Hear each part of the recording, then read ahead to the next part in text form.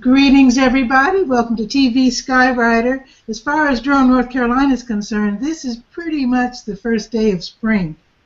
Of course, I don't know what's going to happen later in the week, but we're having 70-degree temperatures. Don't want to make you jealous if you're in the north, sorry. But anyway, this is TV Skywriter. That's where I introduce you to entrepreneurs, singers, writers, just very interesting people from across the country and around the world, in fact. I actually interviewed someone in England once and someone from Canada. So today's guest is Eve Haslam. She lives in Las Vegas, and she is a jazz vocalist. Met her on Facebook. So welcome everybody to TV Skywriter, and welcome Eve Haslam. Hi, and thank you for having me, Patricia. It's really a privilege. Absolutely. Now, we did meet on Facebook, so I was able to listen to your music on YouTube, and I love your voice. Rich, and I was really surprised when I saw a review of your voice. They compared your voice to that of Wanda G. Sa, one of my favorite vocalists from way back, from Brazil 65.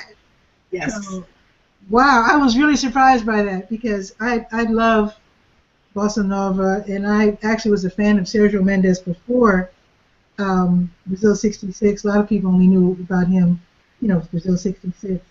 So how did you first get into singing, and how did you really get into Bossa Nova? Oh, well, thank you again for the compliments. It's always humbling. And I will say that review was very, very touching because it came from one of my idols, which is Rosanna Vitro of New York City. So yeah, I started singing since I grew up around a lot of nature and music and academia. There was just it was a tenacious household. My dad is a composer and teacher. We were in New York. He went to Juilliard. And so I was, at a young age, I was banging out on the Wurlitzer and writing songs and just memorizing the melody, but writing down the lyrics. It was just part of my life. And I started out in my teens with classical training, and then much farther down the line, I'm something years old now. Last 5 or 6 years, I've gotten into jazz, which is a very different approach. One of the things I've had a struggle with, or at least I did it very much so in the beginning, was reducing my key signature because so much of my singing and early on was belting and sort of, Streisand was one of my mentors sort of in my mind. She was somebody I followed because she was, to me, a perfect singer and had perfect pitch and a great range. But in jazz, for me anyway, and of course there's going to be mixed reviews on this feeling, but for the most part, jazz singing for me is in a lower, more sultry. It doesn't mean you don't have a 4-octave span as much as you can, to do that, but to stay in my power voice, which is what I've come to really know in jazz, is on a lower, is a lower range. So that was a difficult challenge for me, and I think a lot of singers who know when they shift in different genres, there are different things emotionally and physically that have to happen. Well, that by your saying that you grew up in a household with a dad who was a composer, were you allowed to listen to pop music and jazz? And I'm wondering what attracted you to jazz, years later. Oh wow, great question. My gosh, yes. My father was all about interaction and learning to find who you are through the inspiration of the creative arts. So performing arts in general was very, very encouraged, and we also rode horses. So just the connection with nature as well as music and performing. And to be honest with you, and I always find this kind of funny in hindsight, but the 2 singers that I listened to death were Barbra Streisand and Stevie Wonder. So I'm sure Stevie Wonder was, ever since, Fingertips, remember that one? Oh, yeah. He's a 12-year-old. Oh, yeah. I all of his albums, I would wait with bated breath for the next album to come out. and I would just listen with the big headphones, and looking at the album cover and memorized every song all through like my 20s. Well, So what was it about Stevie Wonder that you like so much? you know, it was the, oh my gosh, well, I'm sure without realizing it, it was the arrangements, it was the rhythm, it was the stories, it was the keys that he played in. And of course his voice is just phenomenal. It pierced my soul every time. And in a way, so did Streisand, but such different universes the two of them were on, you know. But they had huge ranges, a lot of soul, and they both spoke to me in their songs, all moved me to the core. Wow. Did you start writing music as well, or do you even bother with writing? Do you prefer to sing other people's songs? Well, yeah. As an adult, I don't. I haven't anyway. I haven't broached it. When I was a young teenager, I mean, I wrote a lot of songs, and I wrote poetry and performed sometimes, you know, locally. But today, it's more of an honor for me to sing, you know, the classics, and also to help composers of today's world. Like my father, I recorded 4 of his songs, and I'm planning a new album that's going to feature all his music, just his music, rather. How did he feel seeing his daughter sing his music? Well, you know, I guess it was always a dream. His music is very challenging because it's kind of, as one Juilliard instructor told him, it was sort of like, you know, classical jazz, you know. So he has very difficult melody lines, but he'll suddenly jump up, you know, 2 octaves, things like that. So growing up and singing a lot of this stuff became rote. But as I started to approach recording his stuff, I needed to put a different spin and bring it down and change up the rhythm and turn them into jazz tunes if possible, you know, in my version. And I think I successfully did that on my debut album. Did he have any critiques, or did he? Well, yeah, I think he was welling up on the first listen. Yeah. How about that? That's just wonderful. I didn't know that. That's great to sing your dad's music. Yeah, it really is. And I mean, fortunately, I love his music. So, Yeah. you know, that really means a lot. You know, when it comes to choosing what I sing, it really is very personal. It's just, it has to speak to me, it has to move me, it has to be something that I, you know, sort of like I just recently recorded Moon River, and I just had a whole different story in it when I was thinking about it, when I came up with my own version. It's not necessarily the theme in the movie that I'm singing about. It's the theme that comes to me when I'm learning the story that is my own. So it was really, to me, it spoke to me about somebody I really, really love, and we were about to go on this adventure together. Well, how do you personalize a song like Moon River? Because, if I'm not mistaken, Andy Williams, I think, sang it, and he nailed it. Yeah. So how do you get away from such a powerful version of Moon River and personalize it? Well, first of all, I really don't try to compare myself to the greats and the ones who've already nailed so many of the classics. My God, that's just that's futile. But I certainly do this for the fun of it, and you know, my heart speaks to it. I can't not do it. So, you know, singing songs like "What Are You Doing the Rest of Your Life" and "Moon River" by Mancini, and Michel Legrand and Cole Porter. You know, these are all they've been done and done and done, and they're beautiful, timeless tunes. I think that what makes a difference when you bring your own feel to it is because it's something that it speaks to me, it sings me. So it's not like I'm going after it and I'm thumbing through the book looking for something that I can learn or know. It's really it's sort of reminds me of when I used to run a dog rescue, and when we would name the animals, we would wait till the name would come to us. You know, it's simple. Yeah, sort of similar. Yeah, that makes sense. Now, I read that you have 2 CDs. I don't know if they're your if they're the only two CDs that you've done, or if these are just your two latest. I have here that you did a CD called 1,000 Years Ago, and then your latest CD is called Beautiful Love. So, Yes. so are those the only two you've done, or the only two you've done recently in the jazz genre?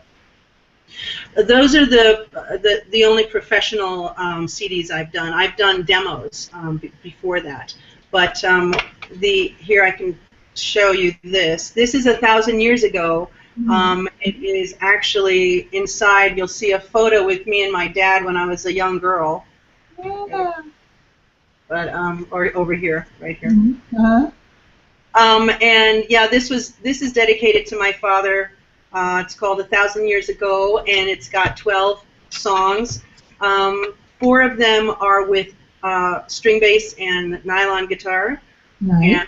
And 4 of them are ballads, and 4 of them are swing. This just really was my first experience with 7 men in a studio. Mm-hmm.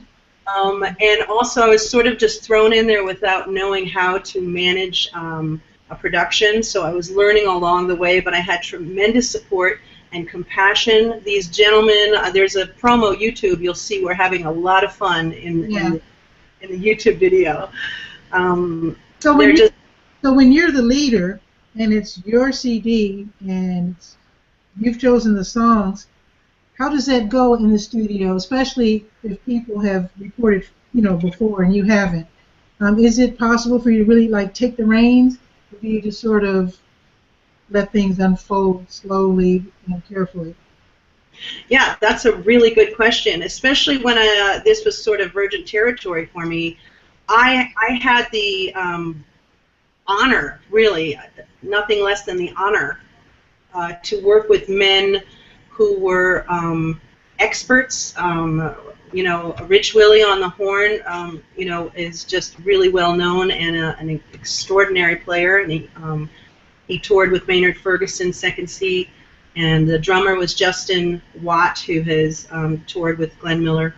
And I just, I think it was Glenn Miller. Anyway, just these are savvy gentlemen who were humble and brought a lot to the table, and they were pretty much guiding me. So in this case, I was very lucky to have a room full of humility as opposed to any other kind of experience.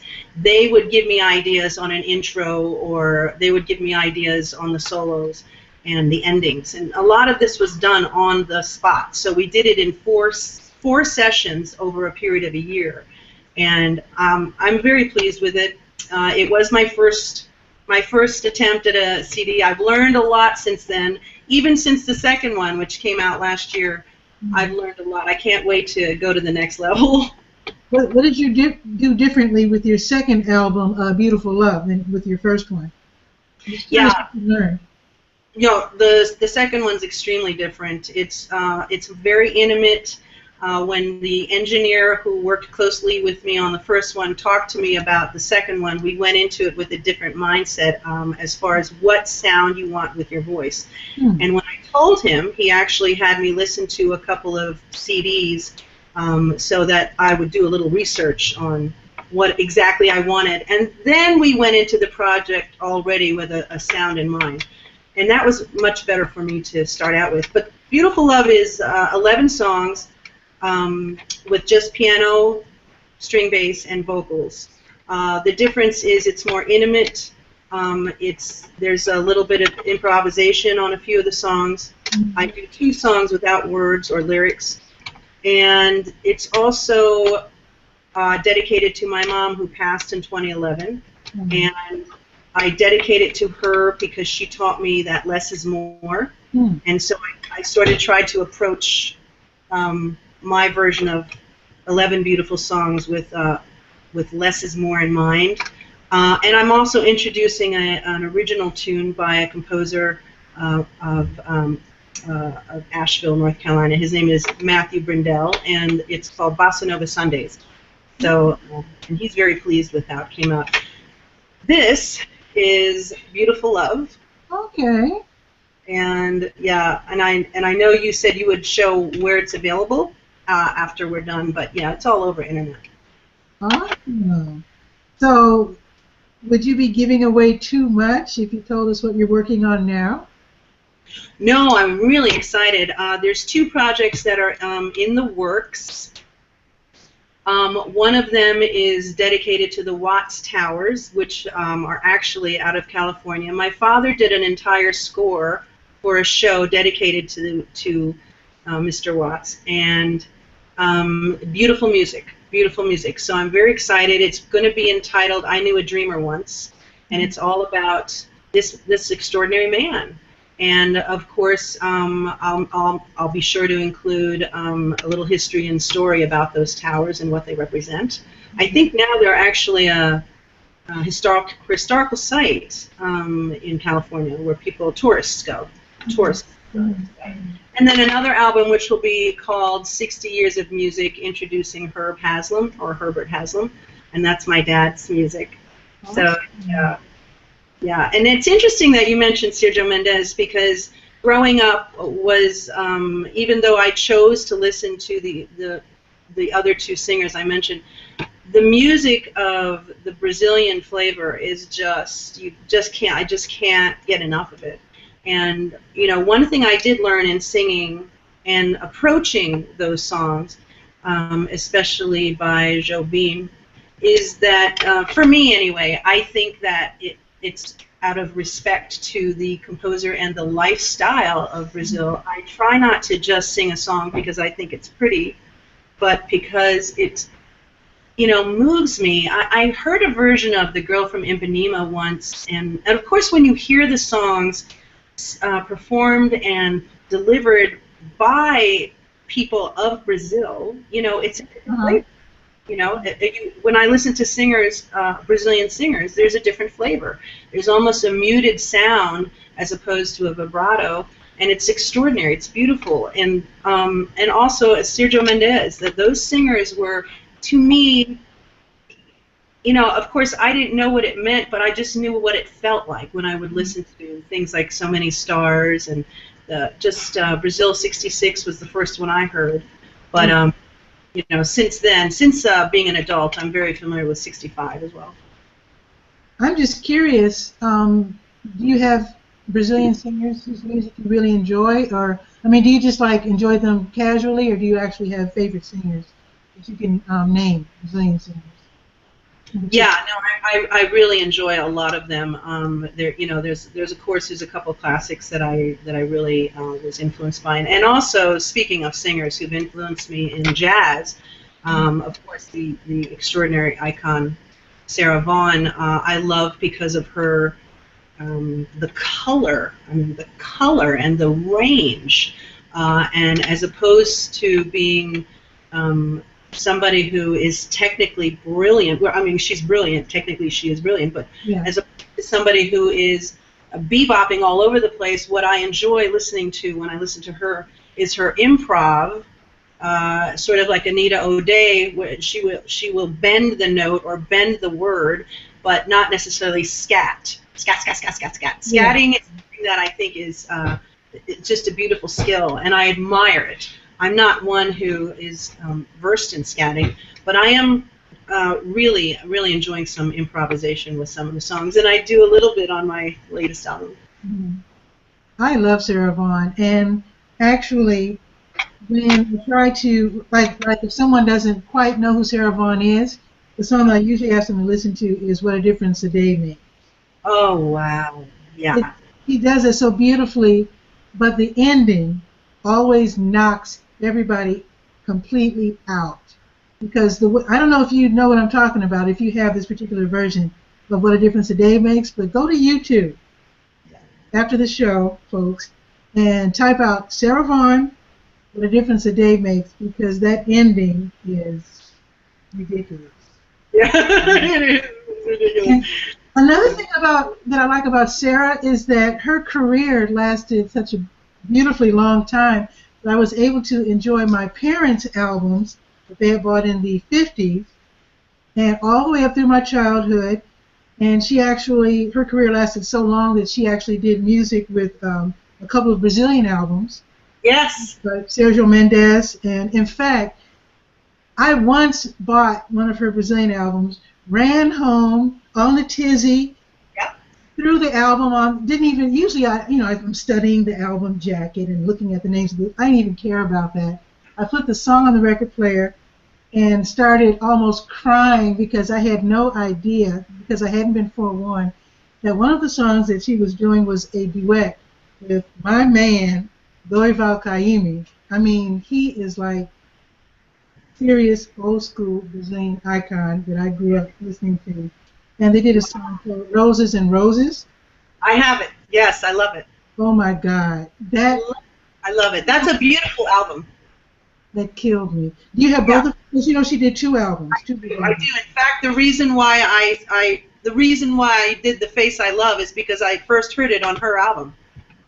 Oh, okay. You should listen to it by the first version I heard was by Marcus Valle, one of the guys who wrote it, and Okay.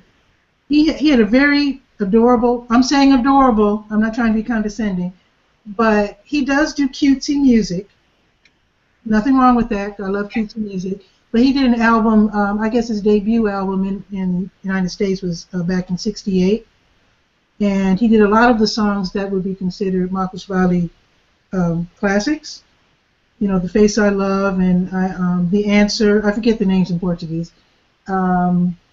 I can't name them all because I haven't listened to the album in so many years. Yeah. But that's a classic. That's another classic album for sure. Well, I will look that up. Okay. I want to ask you something since you're a singer. Okay.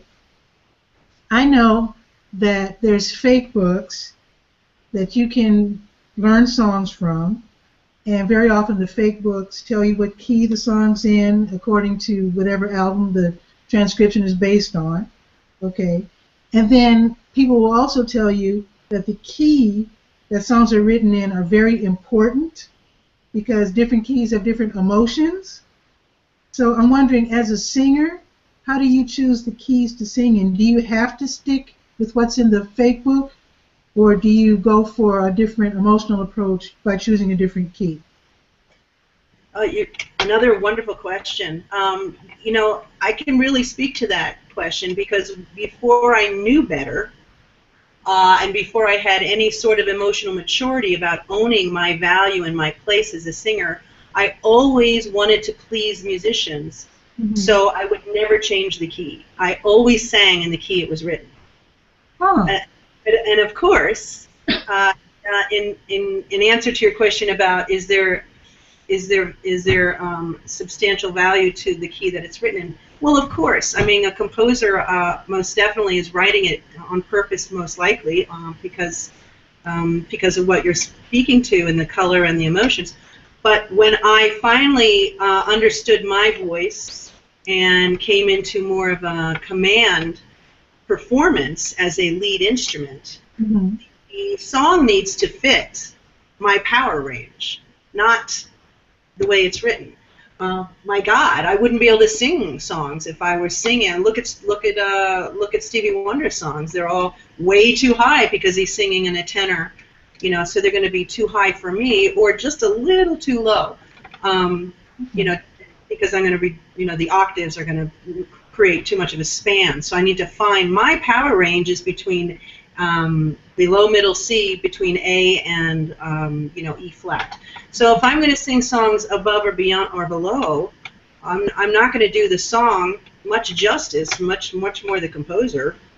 If I'm not going to present it in my best key. Now, of course, you're not going to necessarily change the major minor, but you're going to change the key. Yeah, that's very appropriate, I think. I guess singers need to know where their voices sound best then. Well, I think that, you know, it's definitely a due diligence because a singer is, your body is your instrument. And you want to know, especially as you grow and go through changes in life, your body is going to be affected. Your voice is going to be affected. When I was in high school, I was a second soprano. I'm much older than high school now, and so I can sing lower. And actually, it's more enjoyable to sing. There's a different sound that you are going to experience as a listener when I'm singing lower and sultrier, and I'm kind of doing this to the song. Then when I'm doing this, and when I'm that's a whole, it's a different feeling. So knowing what key is going to justify my story, whatever that story is in the song, needs to be addressed, in my opinion. I mean, I'm not saying anything I know. I'm not an expert by far compared to the people that I listen to and follow and are friends with, but I think that it's important that you definitely you take a song apart and then you make a marriage happen between your voice, your body, and that song. And then you become the lead instrument telling the story of that song. Wow. So it's a whole lot more than just looking at the words and listening to the melody and just winging it, obviously. It is for me, yeah. Yeah. I remember, now I can't recall what song was being written about, but I do remember reading, getting back to Wanda G. Sa, who's known now as Wanda Sa, there was a song on, it was either a Sergio Mendes and Brazil 65 album or one of the Sergio Mendes trio albums that she appeared on. But I do remember they wanted, you know what, it's a Paul Desmond album that she sang on. Paul Desmond did an album called From a Hot Afternoon, and she sang a song on that was very low and very emotional. And what they did, they set the key of the song too low for her because they wanted her to start out sounding kind of morose. Okay. Yeah. And then as the song built, then she was in what you called your power range. Okay. It was very fitting. It really worked. It worked nicely. It does work, and you have to remember the voice. If your body is your instrument, just like if you're working with a wind instrument, you have to learn the dynamics that your body is capable of doing, and also reach for dynamics that your body needs to learn to do. I mean, to me, that's what a competent singer needs to be doing. And I learned from some of the best that are alive and kicking today, not just some of the the celebrities that are passed on, but yeah, no, you have to really treat your breath and all of what you do with your mouth and all of what you do with the three areas of control, and approach a song just like an instrument. So it's I think that that's why health is so important to me, and I can't underscore that enough to song sisters, if you will, but taking really good care of your health, and I don't mean just hydration, but your nervous system and your adrenals, and not necessarily talking about losing weight and going to a gym, but just making sure your body has the nourishment and your vocal cords do, so that you are, at your best. Mm-hmm. That makes a lot of sense, because I guess if you're having a bad day and you're a piano player or a guitar player, it probably won't reflect in your playing unless you're really, really sick. But I guess if you're a vocalist and you're having a bad day, it's a whole nother game. When you're a vocalist, everything you feel, and I'm not saying you can't put up a wall, because you have to still be a professional and look at all the singers that are pounding it out there every night, or 5-6 nights a week. But I'm just saying that for the most part, it's a different thing when your body is the instrument, whether you're a dancer or a singer. Yeah, you're correct. Yeah. If you're blowing a horn, or if you're playing the piano, you can still have the flu, or you can still have a little fever or something. It's not going to affect. You just still have to be able to play. Right, right. If you don't mind, I want to mention the ebook. Oh, yes. I haven't seen it yet, but you were telling me how it is a book that has. I sent you a copy. Oh, okay. I'll check it out as soon as the show's over. I should have looked at it before, but I was working on my Durham Skywriter newspaper, finishing it up this weekend. You're a busy entrepreneur. I know. You have to almost be on the grind 18 hours a day. You do.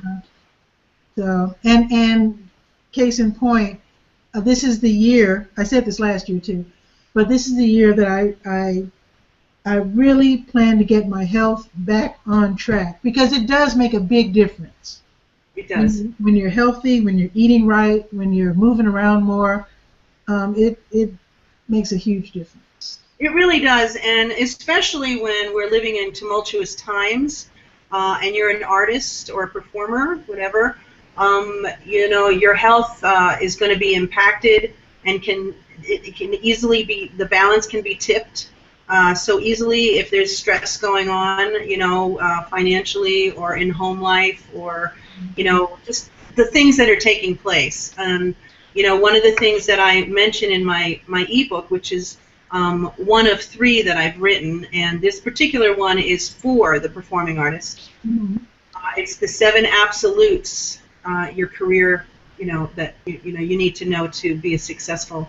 And one of those 7 absolutes is your health. It has to be something that is at the forefront. Mm-hmm. And when you live a life of stress, it's fine to say, oh, I can handle that. You know, a lot of people are proud that they can live through stress. These days are just stressful, and that's just the way it is to be in the world. But what happens is the unseen things take place in stress, like your adrenals start to, you know, as you get a little older and your hormones change. All these things affect your ability to express and deliver. Mm-hmm. And it really is worth learning about getting involved with integrative and holistic health. Mm-hmm.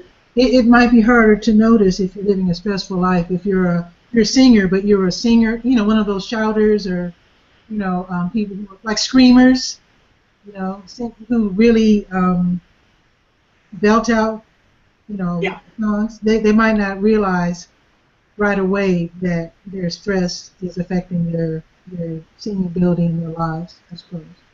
Yeah, exactly. And the thing about being an artist, I mean, the creative people are sensitive people, and their creations come from, you know, their emotions and their experiences, or you know, I think everybody is really here to create.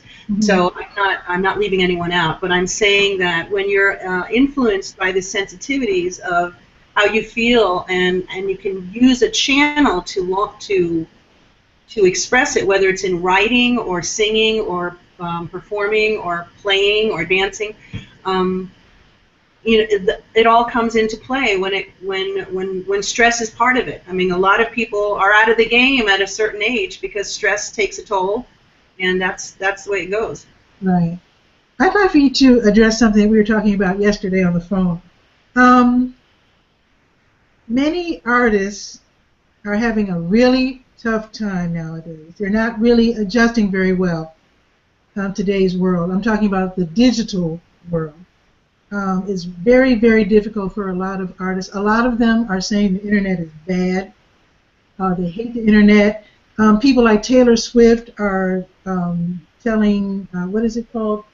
Spotify, Pandora, whatever, the live streaming, you know, music sites, that they cannot play her music. Some people, I've heard Prince say, or read that Prince said that the internet is bad, and, you know, not to make the, I guess he's having a hard time dealing with marketing and the digital world. He's not the only one. I mean, there are a lot of artists who are saying, well, everybody's stealing music, what can I do? I give up, or whatever. What would you say to those musicians? You know, it's an issue that's at the forefront of everybody. I mean, there's all kinds of warfare going on online when it comes to cheating artists. I mean, there are websites that are fraudulently taking albums, like my albums, and thousands of people's albums, selling them and giving them away without any of our permission.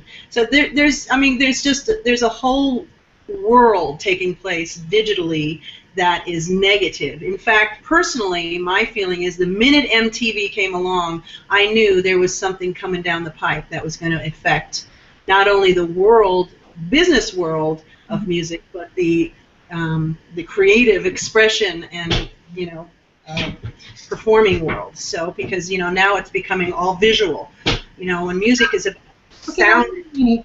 how is it possible? You said that people are stealing your albums, not just yours, but other people's albums as well, and giving them away. What is the point of that? That's crazy. There's no point in any of this. I mean, it's insane. Yeah. And there's all kinds of scams going on. What I would, you know, how I look at this, I have to look at it from a personal point of view as well as a professional. First of all, you just do not put all your eggs in one basket. It's like people who think that making gigs is how they're going to make a living. There are so many ways that you have to think about spinning plates at the same time to make a living as an artist. And, you know, what I was kind of driving home with you when we were talking about this is to maximize on all your talents and your gifts. You know, when I work with clients, whether I'm career coaching or business coaching, one of the things that we identify in the beginning is who you are first, not by your name and not by your, you know, your gender or anything, but who are you first, authentically, organically. And for example, we can just say, in my case, I'm a healer and a communicator. And as a communicator, I sing. As a communicator, I write, I perform, I record, I teach. These are all the areas that I channel my ability to communicate. As a healer, I was a nurse for many years. I rescued animals and had a nonprofit for transport and rescue, and which is a whole other world I never want to go back to, but that was intense. And as a healer, I'm in the integrative arts, integrative healing arts, and holistic wellness. As a healer, I have a lot of compassion for how one is going about also their career. So it's like knowing that these are the two areas that make up who I am, then the rest describes how I do it. Does that make sense? It does make sense. Yeah, so now when you talk about a performer, when a performer gets in a rut, it's because they've got this skewed tunnel vision of only knowing one or two ways. You know, when truly there's all kinds of ways that we haven't even tapped into. House concerts, series, workshops, ebooks, selling products, teaching. The beauty is we are in the era for being an entrepreneur. This is the entrepreneurial era. So this is the time to, you know, get out your bag of tricks and really express and find ways to legitimately make a living. And one of the ways is to make products, is to have products and have a service. So it's frustrating that people are so willing to steal from you, though. That's really bad. But I do know. I do like what they call J-pop and K-pop, which is pop music from Japan and Korea.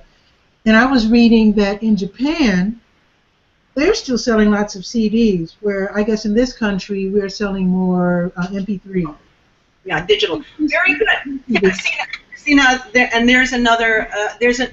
That's another answer. You know, expand your horizon and build a market and your audience. Well, what they've done in Japan, though. The reason why CDs are still #1 is because they will package and repackage and then repackage again. So suppose, let's just say Crystal K or whoever, suppose she has a hot single. Okay, it'll be maybe a CD single with a little mini poster or whatever, okay? She knows her fans are going to buy that. Yes. And then she'll get her songs to. I shouldn't say Crystal K. I'll just say just anybody. Okay, anybody, sure. Or whatever. Okay, so they'll come out with the CD single with a poster, so they know their fans are going to buy that, and their fans love them so much that when they come out with the full CD, they'll buy that too. And then they'll have the special spring edition with candy bars or something. I mean, they tie in a lot of product, so they can. So instead of like where an artist from the USA will sell a CD for $15 and settle for that, in Japan, each of their fans spend up to and maybe even more than $50 per CD because they're buying the special editions, the T-shirts, the mini posters, the little rubber, those little bracelets, those little rubber bracelets, and they know their fan base. Oh, another thing they do, a lot of personal appearances. Of course, we're talking about the pop world. This might not work for jazz, but special appearances with autograph sessions. You buy a certain CD, and then you get to have lunch with the artist or whatever in a group setting. Okay, I mean, they are really clever in how they market. Well, and the word I like to use is strategic. And the thing and that's how you have to think when you're an entrepreneur. Who is my audience, and how do I reach them? Mm-hmm. And that's the most important thing. I'm not going to go to a country, country music community and push my music. Or if I'm going to brand what I'm doing and make a package out of what I'm doing, then I'm going to make sure it's the people between 50 and 80 years old that I know will love it. Mm-hmm. So how do I reach them, and how do I know what they like? This all has to go into it when you're thinking about it. You don't just do your work and put it out there. It's got to be strategic. Look at Google. Google's trying to take over the world because they're just so strategic. Aren't they making like cars now or something? Or they're working on trying to make a car? I don't know. Now, in the jazz world and in the folk world, house concerts are starting to really catch on. Do you know much about that? And why do you think that is? It's because there's an emotional connection that's tenacious, and it's experiential because it's live and it's right there. And what is jazz? Jazz is that experience because it's usually going to be different every time you hear a song, or every time it's something that you want to feel in the presence of because it's so spontaneous. It's a beautiful thing. And house concerts are definitely, I'm going to be launching the same thing here in Vegas. Awesome. Well, that's good to know because it's really something that's catching on. I mean, just imagine, folks, if you don't know what a house concert is, basically someone opens their home to you as an artist. They try to guarantee that at least 15 people will be there. Not just people coming in off the street. These are people they know. Okay, they come in. You're seeing in the backyard or the deck or the living room or whatever. Nice intimate setting, and you can almost always assume or be assured that each person at that home concert is going to buy your CD too. Right. That's another. Right. And it's bringing back the personal experience for an audience, which is going to help the artist who's dealing with the negative impact of the digital world. Mm-hmm. Mm-hmm. So that's a good way to sell CDs, get known. I actually, every now and then, there will be like I'm here in North Carolina, there will be a local North Carolina artist who is on tour, like going up the East Coast, and then maybe going around to Canada, and they'll say, okay, so between Boston and Nova Scotia, I've got a few days, and some of you fans put on house concerts, allow me to do house concerts while I'm on my way to Nova Scotia from Boston. And that works out pretty nicely, too. Oh, absolutely. It's wonderful. I know a lot of wonderful, wonderful performers, especially the solo folks, who do their own thing with, or the singer-songwriters as well, who do their own thing with a guitar and sing. And they just sew it up all year round, all over the country. Yes, it's a really nice way to do that. Did you want to give us a couple of pointers from your ebook and tell us how we can get access to it? Yes, I would love to. I would love to promote a special, which is a free copy for the remaining month of March to any performer who's interested. You cannot go wrong. I do also have several endorsements from, wonderful performers and professors, people of all walks in classical and jazz, who placed their endorsement on my website about the book. So please just check it out. It's on givingvoicenetwork.com, or it's on my music website, which is evehaslam.com. And what you can do is just let me know that you're interested by contacting me through the website, and I'll send you a copy. Wonderful, wonderful. Facebook, yeah, Facebook is another way. Okay. So easy. It's so easy to find someone today. It's crazy. It's just it's so transparent, you know. Like when people can't find me or contact me, I'm like, that's insane. You know, I'm all over. You Google my name, it's crazy. All over the place. I know. Now, because you have embraced the digital world, I'm wondering, how do you market yourself? Well, I'm a beginner in the music industry as far as professional goes. I've been in the marketing scene for a long time, and the music industry is a different animal for me. But I'm going to be extremely strategic, and one of the best ways in my approach is to do grassroots, local first. So I am aligning, and I'm going to grow into the area that I'm in now, which is Vegas, and continue to grow it from that point and make some alliances as well first. But then on a larger scale, I will push the CDs, which are selling in Europe and Israel, and they're all over the place. Well, how do they find out about you? The social media platforms, as well as where you sell your. I go through CD Baby, and when you purchase a certain package, they promote your music throughout every avenue there is through media, social media. I mean, through internet. Sorry, digital. So I'm not. The fact that a lot of songs are getting purchased for a penny or a dime or whatever, there's not much I can do about that, and I'm not going to focus on that. I'm going to focus on what you just described, and that's how the Japanese do it. I'm going to focus on strategic ways. Sadly, and I'm not ashamed to say this, but I find there's more opportunities with a different market abroad and overseas sometimes than there is necessarily in America. Yeah, when it comes to jazz, yeah, I'm not surprised by that at all. I'm just wondering, though, when it comes to radio airplay, is that still important nowadays, especially, in the jazz world? Do you try to get on local jazz stations? I assume there's jazz stations in I think there is, especially when you see so many radios going now online with a different kind of stream happening. Any time you can get local press, and especially musically, you want to be able to drive down the road and hear it. Absolutely. That's always going to, I don't think that'll ever be obsolete. It's just a matter of, again, like I said, you want to be spinning many plates at the same time. So there's a lot of ways. You don't put all your eggs in one basket ever as an entrepreneur and as a marketer. You want to communicate in every single fashion you know how to reach your audience. So absolutely. And I know people in the radio business, so it wouldn't be hard in my case.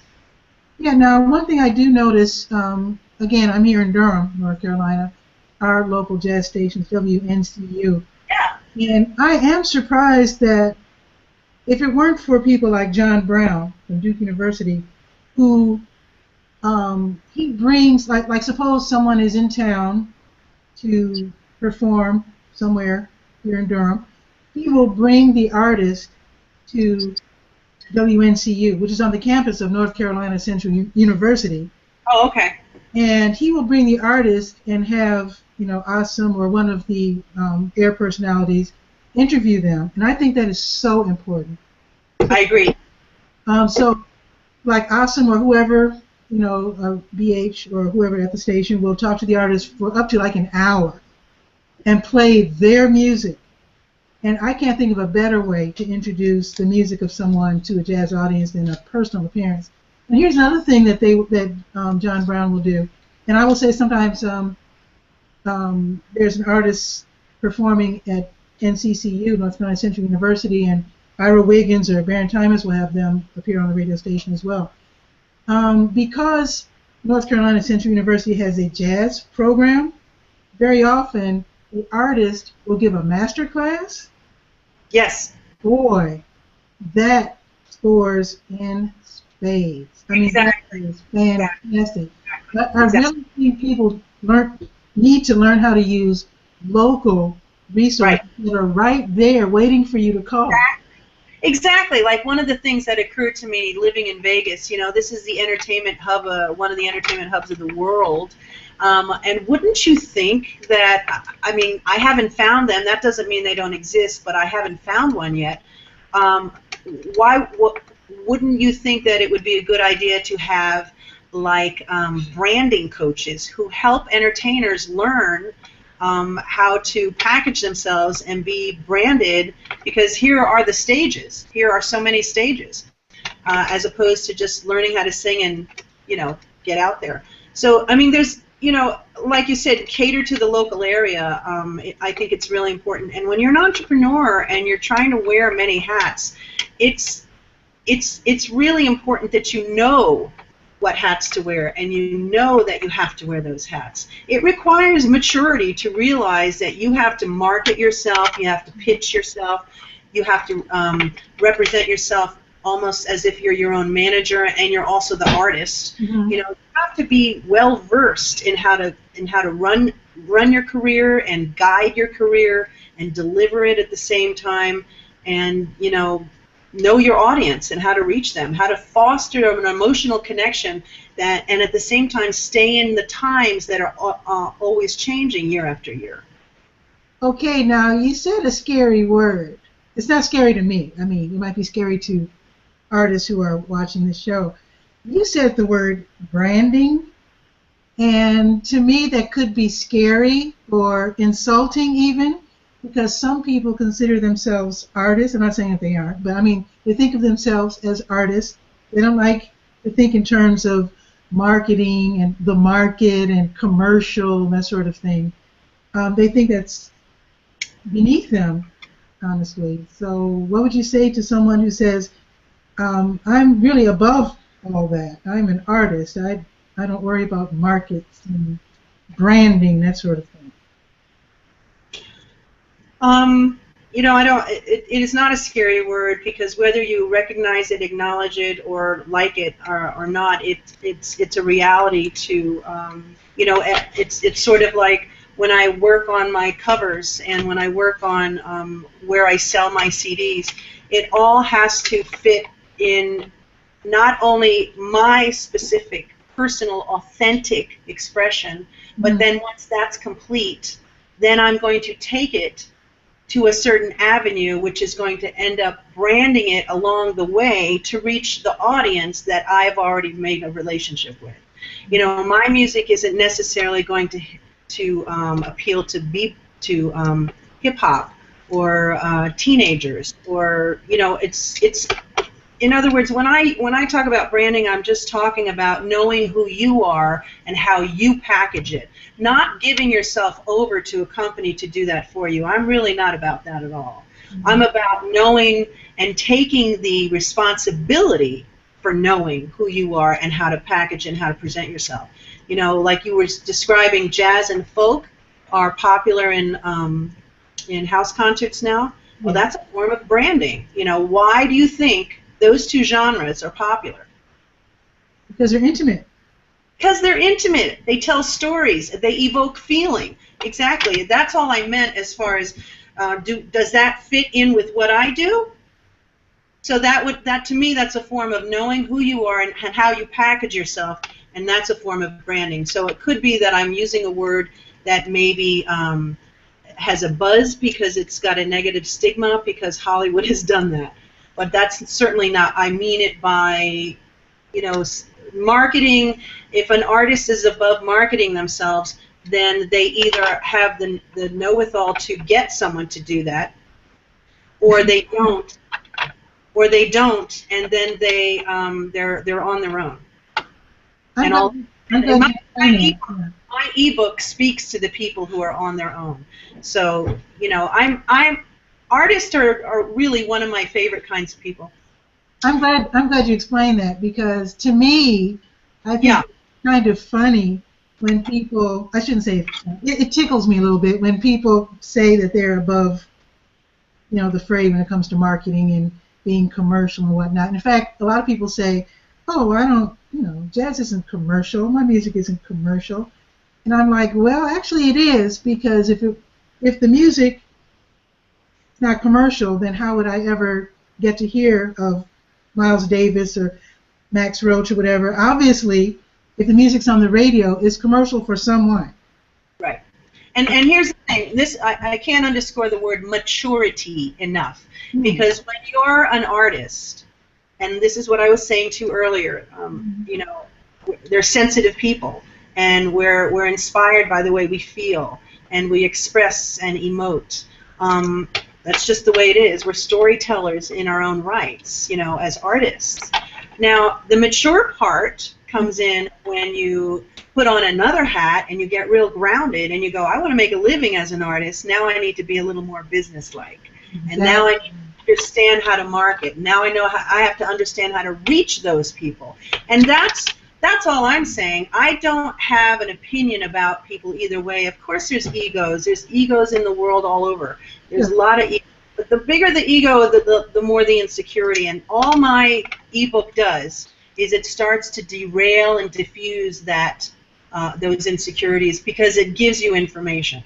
I think it's really important. And just to tell you a very, very, very quick story, I knew a musician who once was recording a CD, and when the CD was recorded, he said, "Phew, I'm glad that's over with."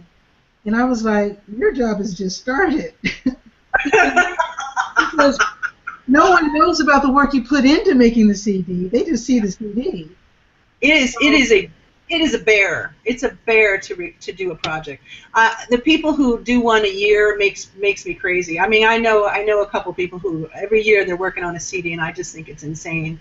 I think it's also important to take time out to season all the areas of your career and not just think about recording. But I also feel, I personally feel it's important to record as much as you can. That's my feeling, is to just get those recordings out there, get the CDs made. A lot of performers are out there, you know, whether they're local or not, and I'm not talking about celebrity level, but very, very, very good, and they don't even have a CD yet. So, you know, I mean, it's good to have a demo, and that's where you start. But you want to have a vision, and you want to have a 2-year checklist, and CD's got to, your first album's got to be on there. Now, my last question to you, Eve Haslam. Okay. This new phenomenon, or a sort of new phenomenon, of crowdfunding. Do you think that's a good way for an artist to record a CD? Because I can imagine it costs a fortune, I'm sure. Because you've got to pay the musicians, right? And you've got to rent the recording studio and pay the engineer, right? Yeah, I mean, there's all kinds of ways to do it, and you know, to answer your question right off the bat, I think it's a wonderful resource because it's a way of getting community involved, and it's creating a relationship with your investors. You know, people who are giving me money, and this is the way I've always felt anyway. I didn't need crowdfunding to teach me this, but when people invest in me, I want to give something back, and that's just that's a relationship. It's a win-win. So I completely agree with that, and it's sweeping the nations. And you can do it on a shoestring. You can have it set up in your own home studio, and you can have friends who are musicians and I'm not saying that makes a difference or not, but people who don't get paid or do get paid or whatever. I mean, those are all things that can be worked out individually. But you know, the ones that do the best work are the ones who put together a good packet. So when I go to look at her or his, you know, what they want money for, they have a really well presented video, you know, promo for it, and that's what appeals. How much research have they done? How much? What do they exactly need the money for? How much farther do they need to go? What's going to happen afterwards? Where's the money going? You know, the more you are maturely addressing the strategy of what you're doing, great. The other thing that is important equally, though, is there's more to just making a CD and getting the money for an album to make it and produce it. It's once again, it's what do you do once you have the product? That's true. That's true. You know, you want to make sure you have a bigger plan other than just getting this done. You want to have a strategy and a vision planned out, at least skeletally, to execute it and to market it and to get it out there. It makes a lot of sense. I've seen musicians who have CDs do the house concerts, tour when possible, teach, sometimes in the home and sometimes via Skype or Google Plus. Yep. And they can have students around the All world over. nowadays. Wonderful. I know musicians who write books, ebooks and regular books on technique. And in fact, Oscar Brown Jr. wrote a really interesting book. I told him that I had seen a book in a bookstore where, remember the team of Burt Bacharach and Hal David? Of course. So there was a book where Hal David had the lyrics, he had written the lyrics on one side, the lyrics that we're all familiar with great tunes. And then on the other side, the story behind those lyrics that he had written, what caused him to write these lyrics, or his experience working with Burt Bacharach and writing that song. Yes. And so Oscar Brown Jr. used that same idea and came out with a similar book. And I mean, you can find examples. You go to bookstores, record shops, and just look around. Not just say record shops, CD shops that are still existing. I remember that. Although albums are coming back. I agree. But to me, if you study what other musicians are doing, you can always borrow ideas, because none of these ideas are copyrighted. So you can take ideas from wherever you see them and use them. And again, I really say that these people who are doing live radio, they're thrilled when somebody comes and visits. Of course, you want to let them know you're coming.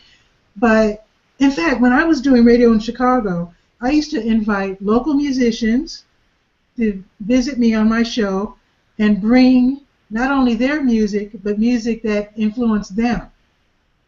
And that always makes for a very interesting show. I totally agree with you, and I'm really glad you shared that, because, again, the bottom line is to create. You have to reinvent yourself sometimes. I mean, look at someone like like Paul Newman was a great entrepreneur. He was an actor, and then he got into a family business, and I'm sure he's left a legacy just with that business, not just with his acting, but that business continues on with his children, now that they're both gone. And as a chef or whatever, I don't know what he makes food, but makes food products. Sauce in the world. But that's what I'm talking about. It's just like create, and leave your mark, and it always will inspire others. You know whose career I'm fascinated by? I don't know if you remember Bobby Vinton. Oh, yeah. Yeah, he used to come out with the heartthrob, teeny bopper type songs in the 60s. But what really intrigued me was that after he got older, of course, you can't be in your 40s singing, teenager songs, whatever. So he totally reinvented himself, taking advantage of his Polish heritage. He became a singer of Polish music. Yes. And I thought that was so cool. Yes, and I've seen other performers do the same thing. I mean, go from pop to jazz to world music. I think it's important that you just keep moving. Definitely. So thank you so very much, Eve Haslam, for being on the show. Thank you, Patricia, and I hope we do this again. It's a lot of fun. Definitely. I'd like for you to come on again, and maybe, because you said you have 7 principles for today's entrepreneurs, so I'd like to have you on. And, okay, good. Let's plan on that. I'm gonna be a regular on your show.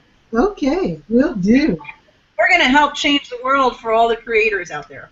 I do hope so, because some creators are getting really frustrated by the modern world, and you just have to grab it by the horns and just master this digital world, this new world, find new ways, like you said, new ways to make revenue, new ways to introduce yourselves to, to the world, those of us who are waiting to hear from new artists, and older artists that we don't know about. And with that, so I'd like to invite those of you who have written books, started interesting businesses, nonprofits, just have something really interesting to talk about, write to me at durhamskywriter@gmail.com. And if you're local here to Durham, Hillsborough, Chapel Hill, Carrboro, Raleigh, whatever, the Triangle area, I have a weekday show called TV Skywriter Local Edition. That's limited to 20 minutes because I'm assuming people are watching at work. So write to me, same address, durhamskywriter@gmail.com. That show, in fact, both shows become YouTube videos, so you can always watch the show over and over, link to it, use it in your marketing, right? Yes. Am I right, Eve? Yes. Okay. Right. You do a great job, Patricia. Well, thank you. So I bid you adieu, and I will see you next week. Ciao for now. Thank you so much. I'll see you next time. Okay, bye-bye. Bye-bye.